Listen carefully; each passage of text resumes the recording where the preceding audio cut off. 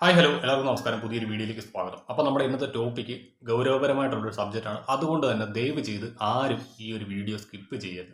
Maximum ഈ ഒരു video പൂർണ്ണമായിട്ട് ഇരുന്ന് കാണുവാൻ ശ്രമിക്കുക. അതിനുശേഷം നിങ്ങളുടെ വിലയേറിയ അഭിപ്രായങ്ങൾ ഒന്ന് കമൻറ്റ് രൂപത്തിൽ ഒന്ന് രേഖപ്പെടുത്താനും മറക്കരുത്.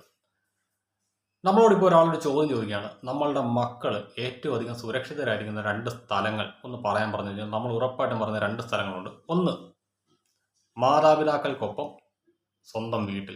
രണ്ടാമത്തെ സ്ഥലം എന്ന് പറയുന്നത് അധ്യാപകർക്കൊപ്പം വിദ്യാലയത്തിൽ. പക്ഷേ വീണ്ടും ഒരു ചോദ്യമായിട്ട് ചോദിക്കുകയാണ്, നമ്മുടെ മാതാപിതാക്കൾക്കൊപ്പം മക്കൾ എത്രത്തോളം സുരക്ഷിതരാണ് എന്ന് ചോദിച്ചു കഴിഞ്ഞാൽ പലപ്പോഴും ഉത്തരം മുട്ടിപ്പോകും. കാരണം പല കേസുകളിലും പ്രതിസ്ഥാനത്ത് വന്നിരിക്കുന്നത് ഒന്നെങ്കിൽ സ്വന്തം അച്ഛൻ, അല്ലെങ്കിൽ അച്ഛൻ്റെ പങ്കാളി, അല്ലെങ്കിൽ അമ്മയുടെ പങ്കാളി, അതുമല്ലെങ്കിൽ കുഴിയിലോട്ട് കാല് നീട്ടി വെച്ചിരിക്കുന്ന ഏതെങ്കിലും തൈക്കളവൻ, അതായത് വീട്ടിൽ തന്നെ ഉള്ളവൻ. പിന്നെ അച്ഛൻ്റെ അനിയൻ, അച്ഛൻ്റെ ചേട്ടൻ, അമ്മയുടെ ആങ്ങള, ഇങ്ങനെ കുറേ എണ്ണം ഇത്തരത്തിലുള്ള കേസുകളിൽ പ്രതികളായിട്ട് വന്നിട്ടുണ്ട്. ഇത്തരം കേസുകളെ കുറിച്ച് പുറം ലോകം അറിയുന്നത് തന്നെ വിദ്യാലയങ്ങളിൽ കൗൺസിലിംഗ് നടത്തുന്ന സമയത്ത് അധ്യാപകർ അറിയുന്ന പല കാര്യങ്ങളും അവർ പോലീസുമായിട്ട് കമ്മ്യൂണിക്കേറ്റ് ചെയ്യുമ്പോൾ ഈ പ്രതികളെ അറസ്റ്റ് ചെയ്യുന്ന സമയത്താണ് നമ്മളെല്ലാവരും അറിയുന്നത്. അതുകൊണ്ട് തന്നെ ഏറ്റവും അധികം വിദ്യാർത്ഥികൾ അല്ലെങ്കിൽ നമ്മുടെ മക്കൾ സുരക്ഷിതരായിരിക്കുന്ന രണ്ട് സ്ഥലങ്ങളിൽ ഏറ്റവും പ്രയോറിറ്റി കൊടുക്കേണ്ട ഒരു സ്ഥലമാണ് വിദ്യാലയം.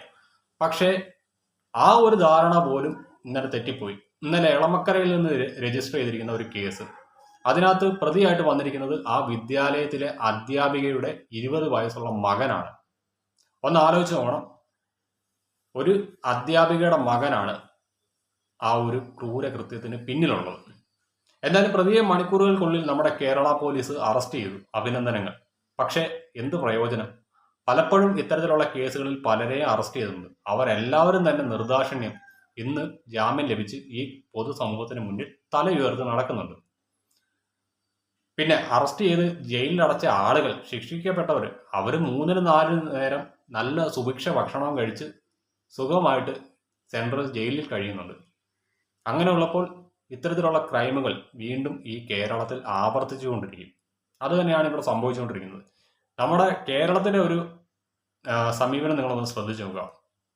വിദ്യാർത്ഥികൾക്ക് സ്കൂളിൽ കഞ്ഞിയും പയറും, നേരെ ഓപ്പോസിറ്റ് ജയിലിൽ കപ്പ, മീൻകറി, മീൻ വറുത്തത്, മട്ടൻ, ചിക്കൻ, ബീഫ്, അങ്ങനെ വിഭവസമൃദ്ധമായിട്ടുള്ള സദ്യ. അതുകൊണ്ട് തന്നെ പലർക്കും ക്രൈമുകൾ നടത്തി ജയിലിലേക്ക് പോകാനാണ് ഇൻട്രസ്റ്റ് കൂടുതൽ.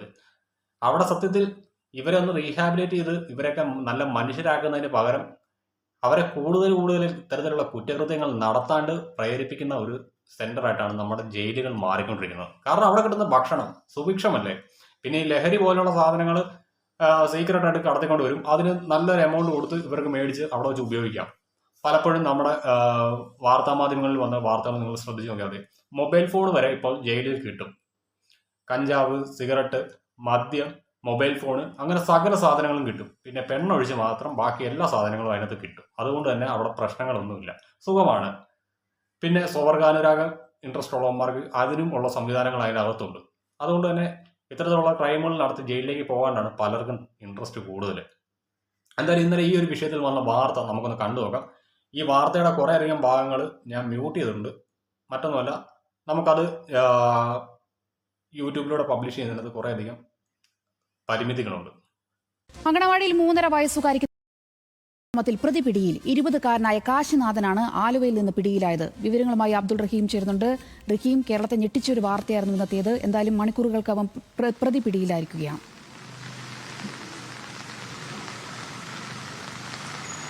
സന, തീർച്ചയായും ഈ അങ്കണവാടിയിൽ 3.5 വയസ്സുകാരിക്ക് നേരെ പ്രതിയെ മണിക്കൂറുകൾ കൊണ്ട് തന്നെ പോലീസ് പിടികൂടിയിരിക്കുന്നു എന്നുള്ളതാണ് ഏറ്റവും പ്രധാനപ്പെട്ട വാർത്ത. കഴിഞ്ഞ കുറച്ച് നാളുകളായി അങ്കണവാടിയിൽ വെച്ച് ഈ പെൺകുട്ടി, 3.5 വയസ്സുള്ള പെൺകുട്ടി ഇരയായിരുന്നു എന്നുള്ള ഞെട്ടിക്കുന്ന വിവരമാണ് ഇന്ന് പുറത്തു വന്നത്. ഇതിൽ ഈ കുട്ടി ചില അസ്വസ്ഥതകൾ പ്രകടിപ്പിച്ചിരുന്നു. ഈ പ്രകടിപ്പിച്ചതിന്റെ അടിസ്ഥാനത്തിൽ കുട്ടിയുടെ മാതാപിതാക്കൾ എന്താണ് സംഭവിച്ചത് ഇത്ര നമുക്ക് കണ്ടാൽ മതി. ഇതിന്റെ ബാക്കി വാർത്തകൾ നമ്മുടെ സാറ്റലൈറ്റ് മീഡിയസ് എല്ലാം തന്നെ പുറത്ത് കൊണ്ടുവന്നിട്ടുണ്ട്. ഇതിനകത്ത് ഇത് ആദ്യത്തെ സംഭവമൊന്നുമല്ല കേട്ടോ. ഇതിനു മുൻപ് ഇവന്റെ തള്ളയ്ക്ക്, അതായത് ആ സ്കൂളിലെ അധ്യാപികയ്ക്ക് അറിയായിരുന്നു സ്വന്തം മകൻ ഇത്തരത്തിലുള്ള തന്തയിലാമ ഇതിനകത്ത് കാണിക്കുന്നുണ്ടെന്ന്. ഇന്നലെ ഒരു പോലീസുകാരന്റെ ഒരു ബൈറ്റ് ഞാൻ കണ്ടതാണ്. ഇങ്ങനെയൊക്കെ ഇവൻ കാണിക്കുന്നത് കൊണ്ട് ഇവനോട് ദയവ് ചെയ്ത് ഈ സ്കൂളിൽ വരരുതെന്ന് അവൻ്റെ തള്ള പറഞ്ഞിട്ടുള്ളതാണ്. എന്നിട്ടും അവൻ അവിടെ വന്ന് ഈ തോന്നിവാസങ്ങൾ കാണിച്ചു. എനിക്ക് അവനോട് പറയാനുള്ളത്, നിനക്ക് ഇത്ര മൂത്ത് നിൽക്കുമായിരുന്നു, നീ അതിന് മുള്ളുവഴിക്ക് പോയി കയറണമായിരുന്നു. എന്നിട്ട് സഹിക്കുന്നില്ലായിരുന്നു. ആ പാലാരിവട്ടത്തൊക്കെ ചെന്ന് കഴിഞ്ഞാൽ വല്ല ആസാമികളെ ബംഗാളികളെ കിട്ടുമായിരുന്നു, അല്ലെ പെരുമ്പാവൂര് എന്നാൽ മതിയായിരുന്നു. ഇതെല്ലാം നിന്റെ അടുത്തുള്ള സ്ഥലങ്ങളാണ്. അവിടെ ഒന്നും പോയിട്ട് നിനക്ക് തൃപ്തി വരുന്നില്ലായിരുന്നു. നീ നിന്റെ തള്ളയുടെ അടുത്ത് പോകണമായിരുന്നു. അതേ ഞാൻ പറയത്തുള്ളൂ. നീ നിന്റെ തള്ളയോട് എന്ന് പറയണമായിരുന്നു, എനിക്ക് ഇത്ര മുട്ട് നിൽക്കുകയാണ്, എനിക്ക് പുറത്ത് പോയി ചെയ്യാനായിട്ട് ഇൻട്രസ്റ്റ് ഇല്ല, അമ്മ ഒന്ന് സഹകരിക്കണമെന്ന് പറയുമായിരുന്നെങ്കിൽ അത്രത്തോളം നല്ലതായിരുന്നു. കാരണം നിനക്ക് ഇത്രത്തോളം വളം വെച്ച് തന്നത് നിന്റെ തള്ളയാണ്. ഇങ്ങനെ ഒരു ഇൻസിഡന്റ് ഉണ്ടായപ്പോഴേ അവർ കൃത്യമായിട്ട് ബന്ധപ്പെട്ട അധികാരികളെ അറിയിച്ചിരുന്നുവെങ്കിൽ ഇന്ന് ഈ ഒരു കുറ്റകൃത്യം അവിടെ ഉണ്ടാവില്ലായിരുന്നു. അതുകൊണ്ട് തന്നെ അവരെ ഒന്നാം പ്രതിയാക്കി ഈ വിഷയത്തിൽ കേസെടുക്കണമെന്നാണ് എനിക്ക് പറയാനുള്ളത്. പക്ഷേ അൺഫോർച്ചുനേറ്റ്ലി അതിന് നമ്മുടെ പോലീസ് തയ്യാറായിട്ടില്ല. അതിന് പകരം മകനെ മാത്രം പ്രതിയാക്കിയിട്ടുണ്ട്. അറിഞ്ഞുകൊണ്ട് ഈ ഒരു കുറ്റകൃത്യത്തിന് കൂട്ടുനിന്ന ആ ഒരു സ്ത്രീ ഇപ്പോൾ സ്വതന്ത്രയാണ്. അവർക്ക് കുറച്ച് നാളത്തേക്ക് ജോലിയൊന്നും കാണത്തില്ല. ഇത് കഴിയുമ്പോഴത്തേക്ക് അവർക്ക് വേറെ എവിടെയും നിയമനം കിട്ടും. അവരവിടെ പോയി അധ്യാപികയായിട്ടിരിക്കും. അതൊക്കെയാണ് സംഭവിക്കാൻ പോകുന്നത്. അതുകൊണ്ട് തന്നെ നമ്മുടെയൊക്കെ മക്കളുടെ കാര്യത്തിൽ ഒരു സുരക്ഷിതത്വവും നമുക്കിവിടെ ഉറപ്പ് പറയാൻ പറ്റത്തില്ല, പ്രത്യേകിച്ച് കേരളത്തിൽ.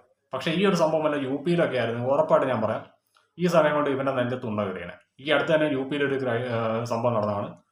അമ്മയെ സ്വന്തമാക്കാണ്ട് മകനെ കൊന്ന ഒരുത്തനെ യു പി പോലീസ് എൻകൗണ്ടർ ചെയ്തു. അങ്ങനെ എത്രയോ സംഭവങ്ങളുണ്ട്. അതൊക്കെ കാണുമ്പോൾ നമ്മുടെ ഇവിടെയുള്ള മനുഷ്യാവകാശ പ്രവർത്തകർക്ക് കുത്തരാണ്. കാരണം വേറൊന്നുമല്ല, അവിടെ പ്രതിയുടെ മനുഷ്യാവകാശമാണല്ലോ ലംഘിക്കപ്പെടുന്നത്. ഇവിടെ ഇരയാവുന്നതിന് മനുഷ്യാവകാശത്തിന് യാതൊരു പ്രസക്തിയില്ല. വേട്ടക്കാരൻ്റെ മനുഷ്യാവകാശം, അതിനാണ് നമ്മുടെ ഇവിടെ പ്രാധാന്യമുള്ളത്. അതുകൊണ്ട് തന്നെ ഇത്തരത്തിലുള്ള ക്രൈമുകൾ നമ്മുടെ കേരളത്തിൽ സംഭവിച്ചുകൊണ്ടേയിരിക്കും. അപ്പോൾ എന്തായാലും ശരി. എന്നാൽ ഈ ഒരു വീഡിയോ ചെയ്തുകൊണ്ട് എനിക്ക് യാതൊരു പ്രയോജനമില്ല. കാരണം മറ്റൊന്നുമല്ല, ഇത് യൂട്യൂബ് മോണിറ്റൈസേഷൻ തരുന്നില്ല. എന്നാലും മറ്റൊരു ടോപ്പിക്കുമായിട്ട് നമുക്ക് പിന്നെ കാണാം.